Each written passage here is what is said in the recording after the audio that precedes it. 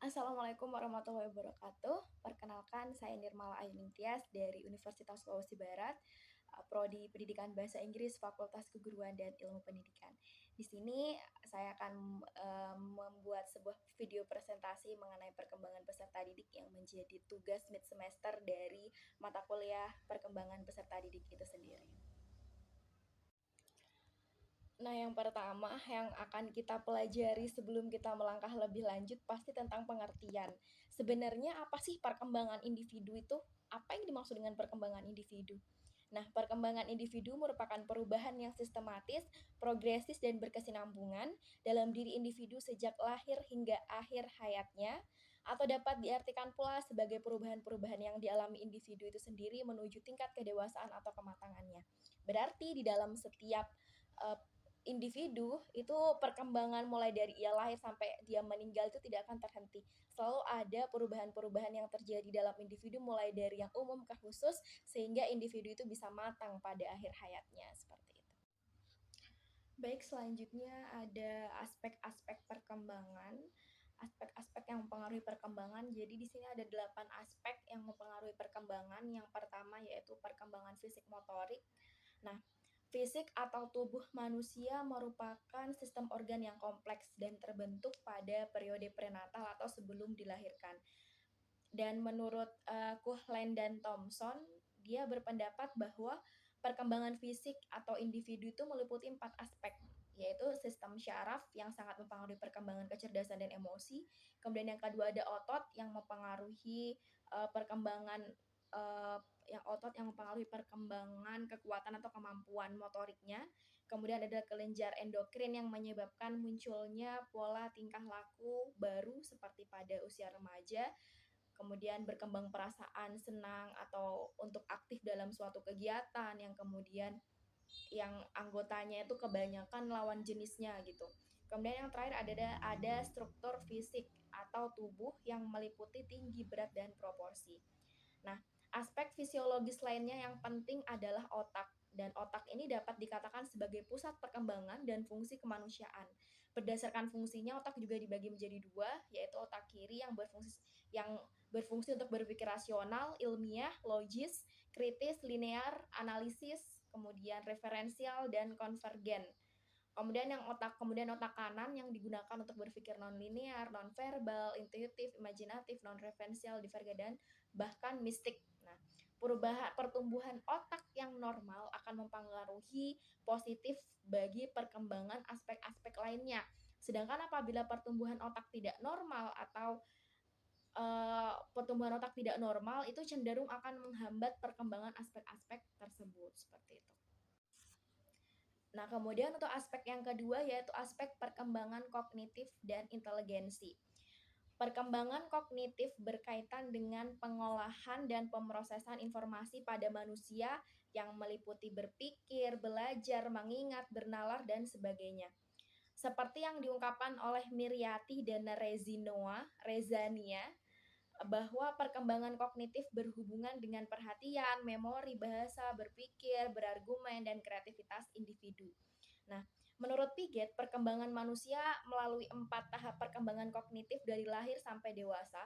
Setiap tahap ditandai dengan munculnya kemampuan intelektual baru, di mana manusia mulai mengerti dunia yang bertambah kompleks. Nah, tahap perkembangan kognitif itu terbagi 4. Yang pertama, sensori motor dari usia 0 sampai 2 tahun. Kemudian yang kedua ada proporsional yang berusia sekisaran 2 sampai 7 tahun. Kemudian yang ketiga ada operasional konkret 7 sampai 11 tahun dan kemudian operasional format 11 sampai usia 11 kemudian sampai dewasa. Nah, selanjutnya adalah inteligensi.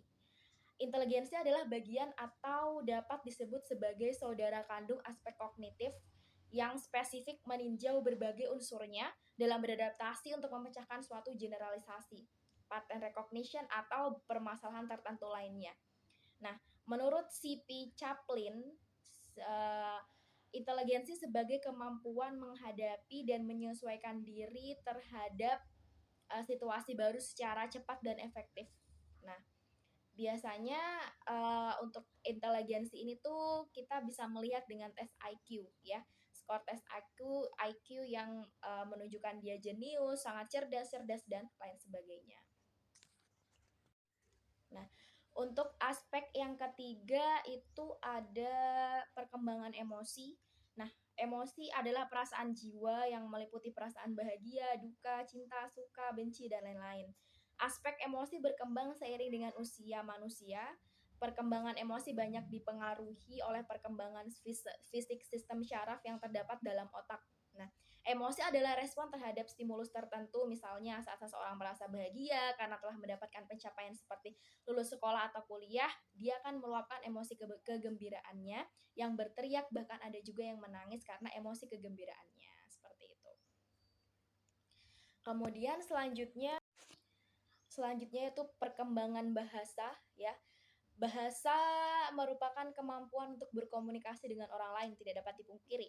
Kemudian bahasa juga merupakan faktor hakiki yang membedakan manusia dengan hewan. Bahasa juga merupakan anugerah dari Tuhan yang dengannya manusia dapat mengenal atau memahami dirinya, sesama manusia, dan alam.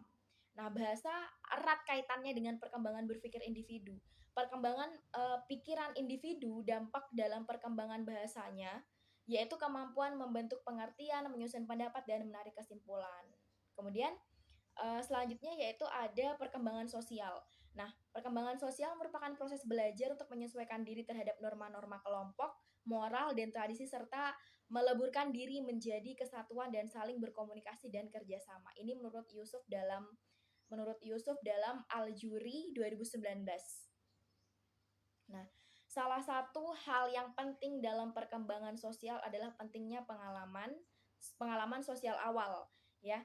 Pengalaman sosial awal itu cenderung menetap, mempelajari sikap dan perilaku sosial dengan baik atau buruk pada pengalaman sosial awal akan memudahkan atau menyulitkan perkembangan sosial anak selanjutnya.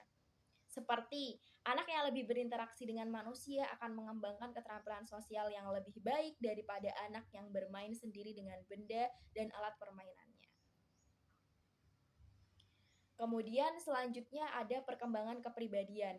Nah, kepribadian adalah kualitas perilaku individu yang tampak dalam melakukan penyesuaian dirinya terhadap lingkungan secara unik. Ini menurut Makmun dalam Al-Juhri 2019 halaman 38. Keunikan penyesuaian tersebut sangat berkaitan dengan aspek-aspek kepribadian yang meliputi 1. Karakter, kemudian 2. Temperamen, 3. Sikap, 4.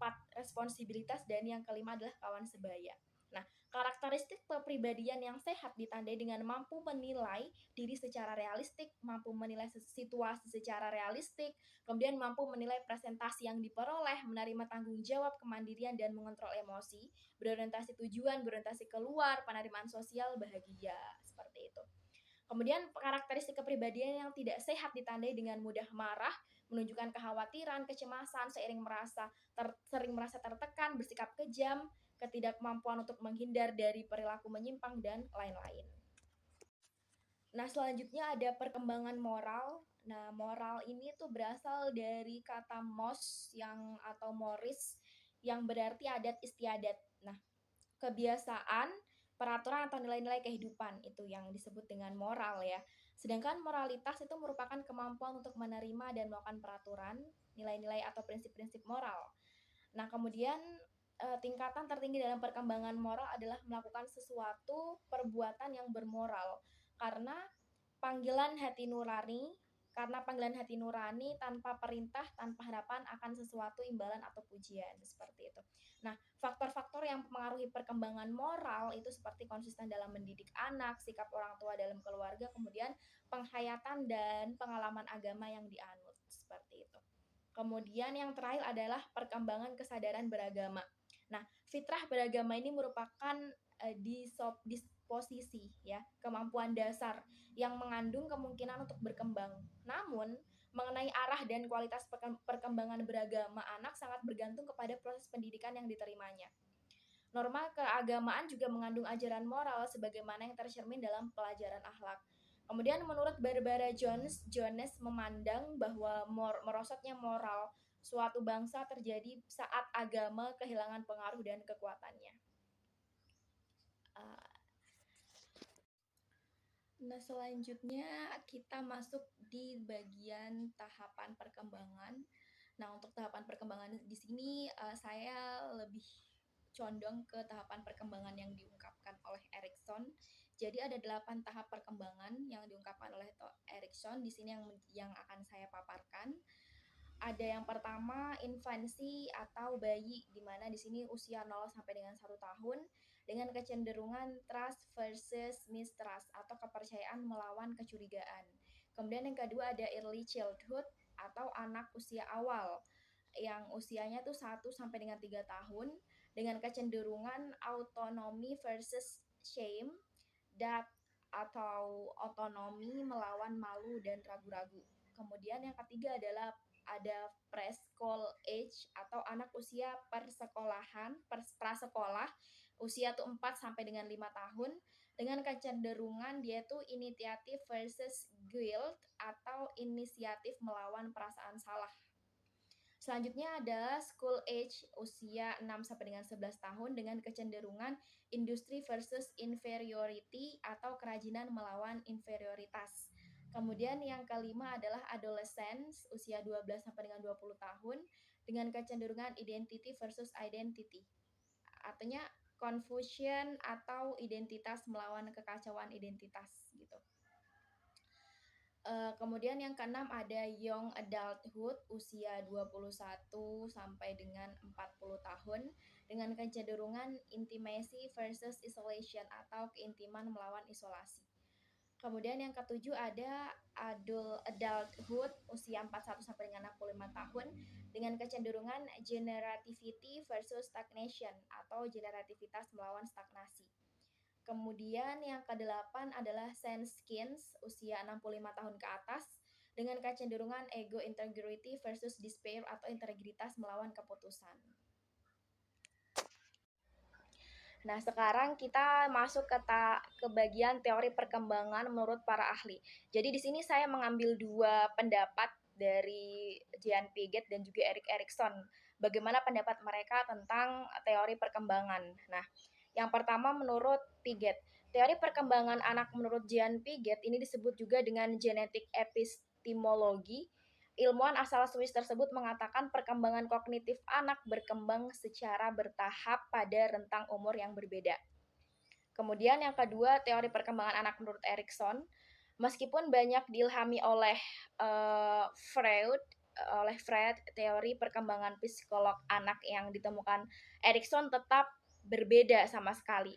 Karena alih-alih berfokus pada minat seksual sebagai faktor perkembangan, Erik Erikson ini dia lebih percaya bahwa interaksi sosial itu merupakan hal yang paling menentukan pada tahap perkembangan seorang anak. Seperti itu. Nah, kemudian yang terakhir yang akan kita bahas ini adalah perkembangan kognitif peserta didik. Apa sih perkembangan kognitif peserta didik itu? Jadi perkembangan kognitif adalah salah satu aspek perkembangan peserta didik yang berkaitan dengan pengertian atau yang dimaksud di sini adalah pengetahuan ya, yaitu semua proses psikologis yang berkaitan dengan bagaimana individu mempelajari dan memikirkan lingkungannya. Itulah yang disebut dengan perkembangan kognitif peserta didik seperti itu.